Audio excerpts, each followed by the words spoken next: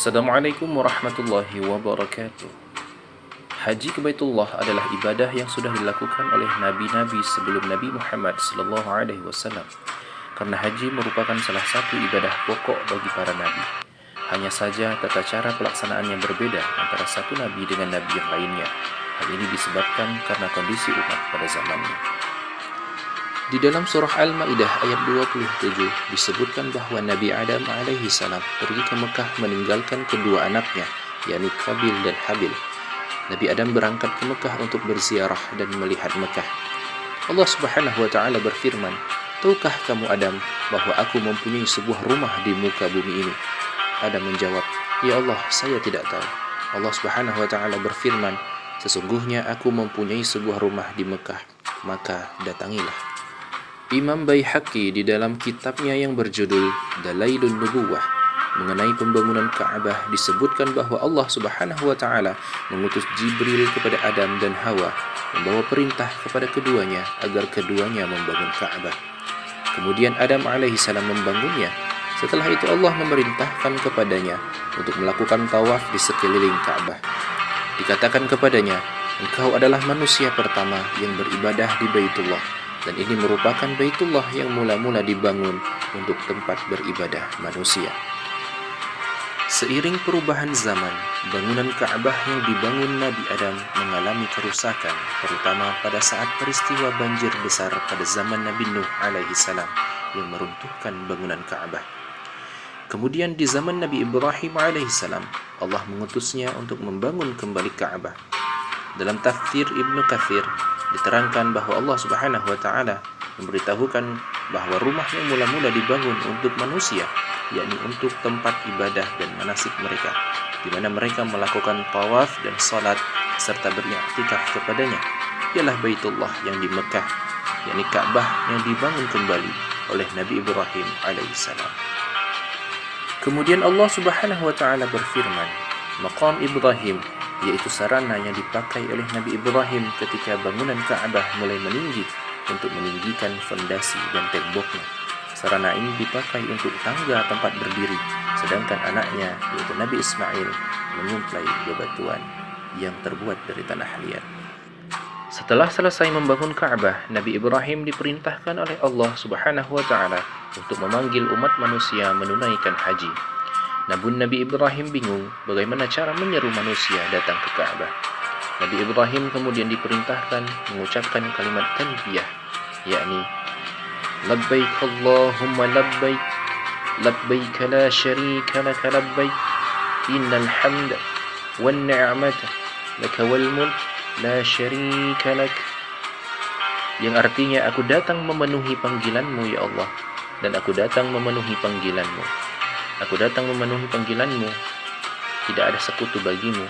Aku datang memenuhi panggilanmu. Sesungguhnya segala puji, nikmat, dan segala kekuasaan adalah milikmu. Tidak ada sekutu bagimu. Dalam tafsir Ibnu Katsir dijelaskan kisah di balik kalimat talbiyah. Menurut suatu pendapat, Nabi Ibrahim alaihissalam berkata, "Wahai Tuhanku, bagaimanakah saya menyampaikan seruan itu kepada manusia, sedangkan suara saya tidak dapat mencapai mereka?" Kemudian Allah Subhanahu wa taala berfirman, "Wa'adzim fin nasi bil hajj." Dan berserulah kepada manusia untuk mengerjakan haji. Al-Quran Surah Al-Hajj ayat 27. Yaitu serukanlah kepada manusia untuk mengerjakan haji ke Baitullah ini yang kami perintahkan kamu untuk membangunnya. Maka Nabi Ibrahim berdiri di maqamnya, menurut pendapat lain di atas sebuah batu, lalu berseru, "Hai manusia, sesungguhnya Tuhan kalian telah membuat sebuah rumah Baitullah, maka berhajilah kalian kepadanya." Setelah Ibrahim mengumandangkan seruan itu, semua bukit dan gunung merendahkan dirinya, sehingga suaranya mencapai seluruh permukaan bumi. Bayi-bayi yang masih berada di dalam kandungan dan tulang sulbi dapat mendengar suaranya, dan segala sesuatu yang terdengar suaranya menjawabnya, baik bebatuan, pohon-pohonan, dan lain sebagainya. Didengar pula oleh semua orang yang telah dicatat oleh Allah bahwa dia akan mengerjakan haji sampai hari kiamat. Jawaban mereka ialah, Labbaik Allahumma labbaik, kami penuhi seruan-Mu ya Allah, kami penuhi seruan-Mu ya Allah.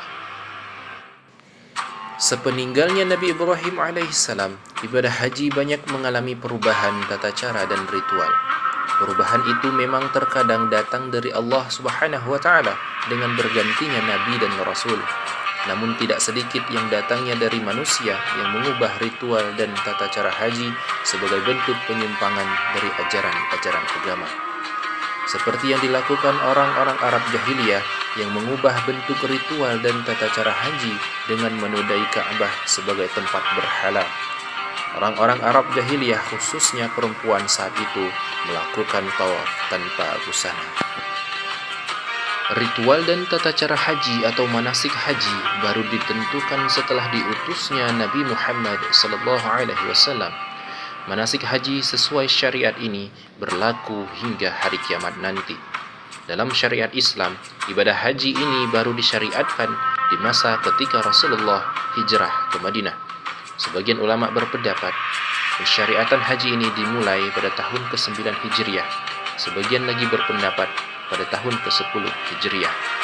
Selama 13 tahun berdakwah di Mekah, Nabi Muhammad SAW tidak diperintahkan oleh Allah untuk manasik haji. Setelah 6 tahun Nabi SAW hijrah ke Madinah, baru turun ayat yang mewajibkan untuk melaksanakan ibadah haji sebagaimana disebutkan dalam Al-Quran surah Ali Imran ayat 97. Walillahi 'alan nasi hijjul baiti man istata'a ilaihi sabila wa man kafara fa innallaha ghaniyyun 'anil 'alamin. Artinya, mengerjakan haji adalah kewajiban manusia terhadap Allah, yaitu bagi orang yang sanggup mengadakan perjalanan ke Baitullah. Barang siapa mengingkari kewajiban haji, maka sesungguhnya Allah Maha Kaya tidak memerlukan sesuatu dari semesta alam. Lalu, apa pengertian dari haji? Haji secara bahasa berasal dari bahasa Arab, yaitu al-hajju, yang artinya menyengaja atau menuju.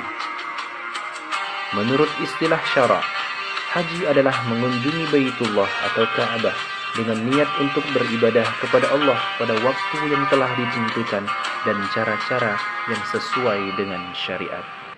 Demikianlah sejarah singkat dari ibadah haji. Semoga bisa menambah ilmu dan wawasan kita dan meningkatkan keimanan dan ketakwaan kita kepada Allah Subhanahu wa Ta'ala. Wallahu a'lam bishawab. Wassalamualaikum warahmatullahi wabarakatuh.